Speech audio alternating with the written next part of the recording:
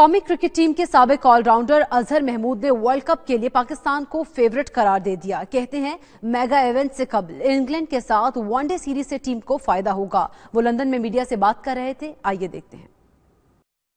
میرے خیال میں پاکستان فیورٹ ہے. میں ظاہر سی بات ہے پاکستان کے ساتھ ہوں تو پاکستان ہی فیورٹ ہے, میں یہ بات کہوں گا. تیاریاں زبردست جا رہی ہیں.